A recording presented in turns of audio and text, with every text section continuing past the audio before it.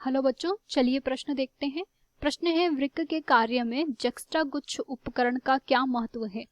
तो इस प्रश्न की हम यहाँ पर बात करते हैं। तो सबसे पहले हम यहाँ पर देखते हैं इस प्रश्न की मुख्य अवधारणा। तो हम सामान्य रूप से यहाँ पर कह सकते हैं कि वृक्क जो होता है सामान्य रूप से यहाँ पर उत्सर्जी तंत्र की तरह कार्य करता है, उत्सर्जी तंत्र के अंतर्गत कार्य करता है।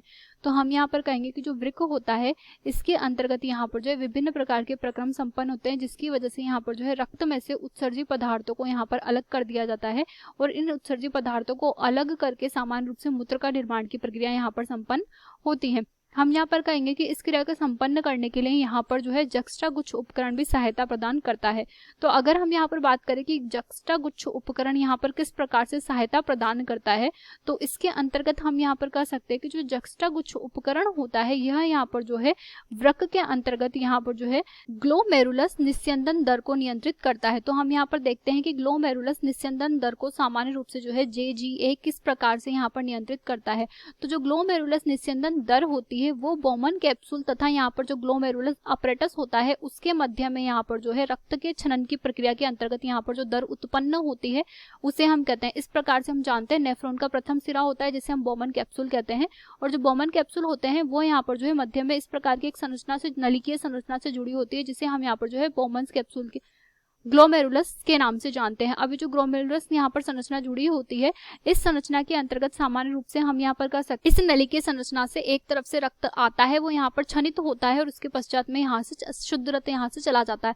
तो हम यहाँ पर कह सकते हैं कि इस प्रकार से जो क्रिया यहाँ पर संपन्न हो रही है उसके अंतर्गत यहाँ पर जो है छोटे छोटे जो छिद्र उपस्थित होते हैं बोमन कैप्सूल से, उनसे रक्त के छनने की जो प्रक्रिया होती है उसकी वजह से यहाँ पर एक दर उत्पन्न होती है जिसे हम ग्लोमेरुलस दर निस्यंदन दर या GFR के नाम से जानते हैं। अगर इस GFR के नियंत्रण की हम बात करें तो वो जक्स्टागुच्छ उपकरण के द्वारा होता है।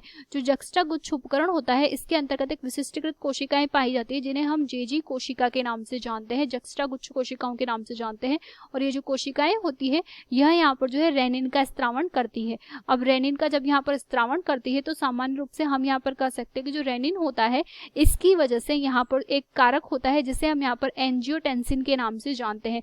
तो ये जो एंजियोटेंसिन यहाँ पर कारक होता है इसकी अगर बात करें तो ये यहाँ पर उत्पन्न होता है, जिसकी वजह से यहाँ पर ये एक प्रकार का जो है वाहिका संकुचक की तरह कार्य करता है। और वाहिका संकुचक होने की वजह से सामान्य रूप से ये जो होता है यहाँ पर रक्त के दाब उत्पन्न कर देता है। तो यहाँ पर रक्त का जो दाब उत्पन्न होता है उसकी यहाँ पर जो है वृद्धि हो जाती है। अब वाहिका संकुचक होने की वजह से रक्त के दाब में उत्पन्न होता है तथा यहाँ पर जो है रक्त का जो आयतन होता है उसमें भी सामान्य रूप से यहाँ पर जो है वृद्धि संपन्न होती है। वह इसके अतिरिक्त यहाँ पर हम कह सकते हैं कि जो DCT होती है यानी कि नेफ्रॉन का दूरस्थ नलिकीय भाग, तो DCT यानी कि दूरस्थ नलिकीय भाग जो नेफ्रॉन का होता है उसके अंतर्गत यहाँ पर जो है सोडियम आयन का जो अवशोषण होता है उसे बढ़ा दिया जाता है। वह इसके अतिरिक्त यहाँ पर हम कह सकते हैं कि जो जल जो होता है तो जल का अवशोषण भी यहाँ पर बढ़ा दिया जाता है। तो हम यहाँ पर कह सकते हैं कि मूत्र के साधारण की क्रिया में भी सामान्य रूप से यह आवश्यक भूमिका अदा करता है। तो इस प्रकार से हम देख सकते हैं कि GFR जो सामान्य रूप से यहाँ पर होता है वह इन सभी क्रियाओं के कारण यहाँ पर बढ़ जाता है। तो GFR का नियंत्रण करने के लिए यहाँ पर जो है रेनिन आवश्यक होता है और रेनिन का जो स्त्रावण है वो जक्स्टागुच्छ उपकरण की JG कोशिकाओं के द्वारा संपन्न होता है। तो आशा करते हैं आपको ये प्रश्न समझ आया होगा। धन्यवाद।